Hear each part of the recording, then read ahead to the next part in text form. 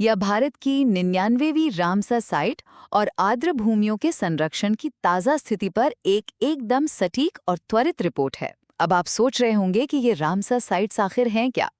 तो देखिए, वेटलैंड्स असल में हमारी पृथ्वी की किडनी या कह लीजिए नेचुरल वाटर फिल्टर की तरह काम करते हैं और इन्हें ही बचाने के लिए 1971 में ईरान के रामसर शहर में एक ग्लोबल एग्रीमेंट हुआ था, जिसे भारत ने 1982 में अपनाया था।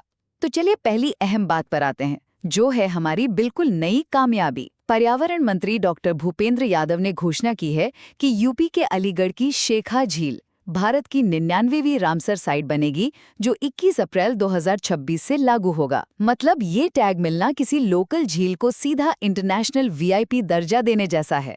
और इसके साथ ही यूपी में अब कुल 12 साइट्स हो गई हैं। हालांकि देश में सबसे ज्यादा रामसर साइट्स अभी भी तमिलनाडु में ही हैं। दूसरी बात, आखिर शेखा झील को ही क्यों चुना गया? तो सुनिए, ये जगह बार हेडेड गूस और पेंटेड स्टॉक्स जैसे बेहद दुर्लभ पक्षियों का पसंदीदा घर है।